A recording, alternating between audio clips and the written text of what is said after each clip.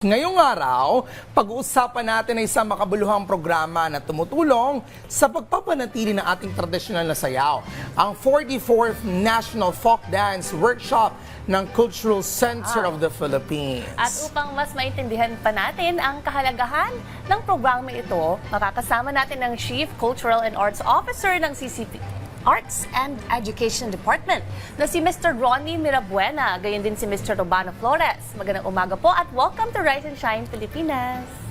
Good morning, welcome, Rise and Shine! Magandang umaga po. Kamusta ang inyong pagpunta rito? And syempre pag-usapan na natin itong 44th National Folk Dance Workshop. So ano ba ang layunin nito?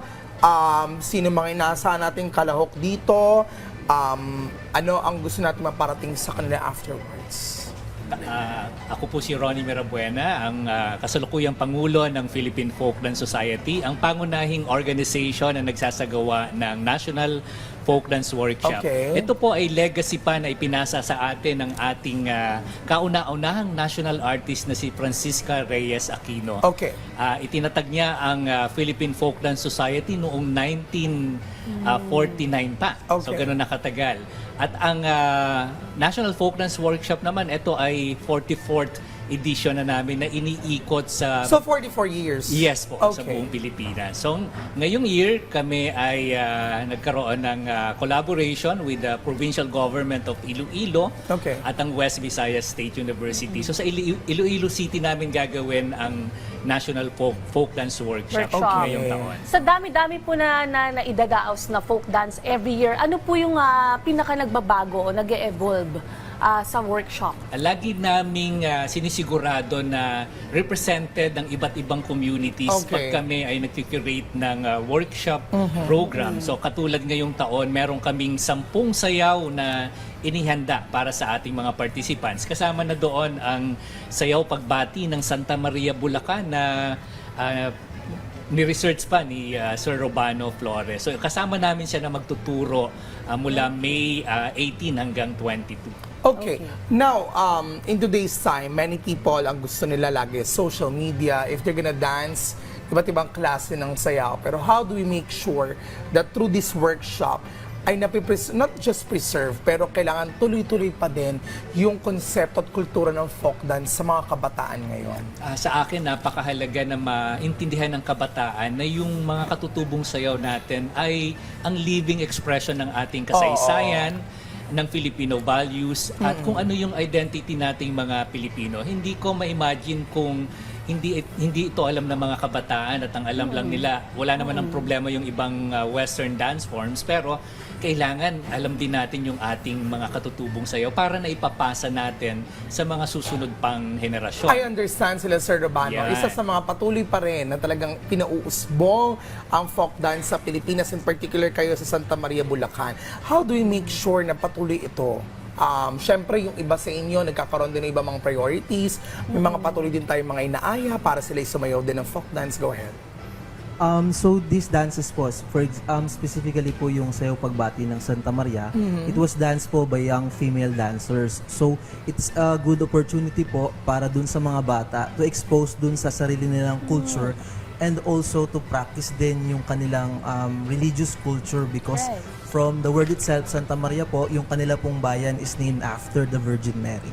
So yun po, nagkakaroon po ng early engagement yung mga bata, early exposition dun sa culture and the heritage po ng dance. So pwede pala yung mga bata, yun nga yung tatanungin natin, sino-sino yung welcome na mag-join sa workshop nito at ano yung i-expect ng mga first-time participants?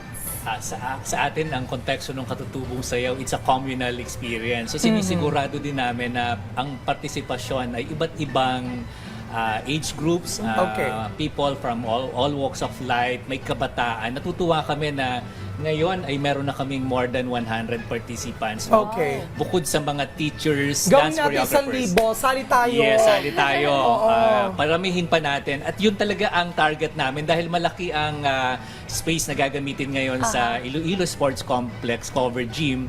Sana umabot ng 1,500 kasi pinaghandaan to ng Philippine Wow. Folk Dance Society. Pwede pang umabot ng 1,500. Oo, kasi malaki naman yung venue. Yeah. Pero how are we going to register? Magkano ba ang bayaran dito?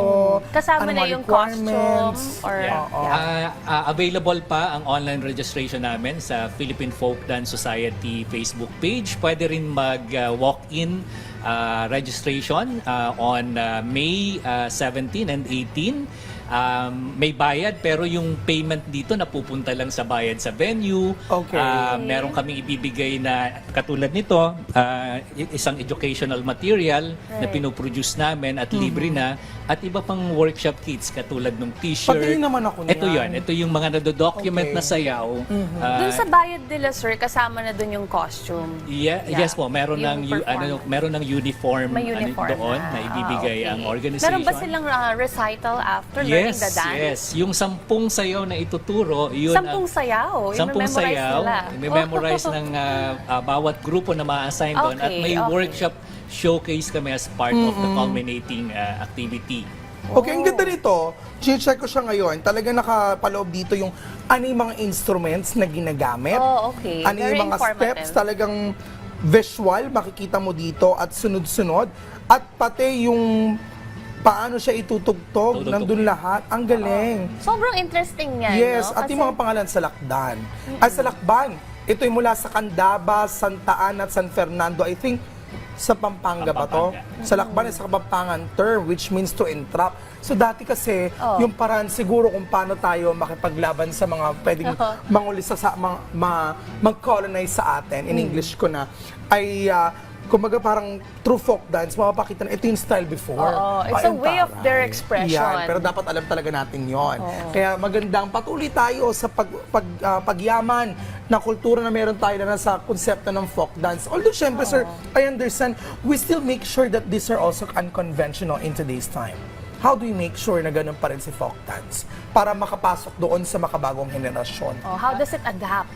Para Ang nakakatuwa ang mga kabataan pag nagsayaw naman ng mga katutubong sayaw. Nag-i-enjoy sila. Alam ko na maligaya sila na nakakapag-aral sila, no? Nakakasama Okay. ng ibang mga participants na sa isang malaking espasyo, ayan, katulad niya na nakikita natin ngayon. Wow. Araw-araw mula alas 8 ng umaga hanggang alas 5, talagang walang tigil na sayawan yan na ginagawa ng mga kabataan. Sir, I'm curious, kasi folk dance. So, ibig sabihin, ito yung mga mga steps, sayaw, na matagal lang ginagawa talaga. Pero in today's time, dahil nga sabi, tanong ko kanina yung konsepto na kung paano siya naipapasok doon sa panlasa ng kabataan ngayon. Ano ba to? May onting pagbabago ba? Or dapat di natin binabago para lang alam din natin?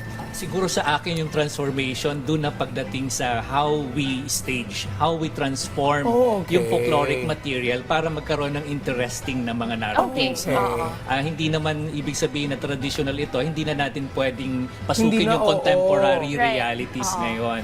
So I think doon nagme-marry. may pag-mixed up pa din. Yes, Okay, po. good. Oo. it's how they will be presenting it on stage. Okay. Oo. So, kailan ulit to, sir? May 17 hanggang 23. Kasama May na doon yung tinatawag natin na Day Zero para makapag-register sila on-site. Sali na, sali na. Ayan. And with that, maraming salamat po Sir Ronnie Mariabuena at Sir Robano Flores sa pagbabahagi ng inyong oras. At mahalagang kalaman tungkol sa 44th National Folk Dance Workshop.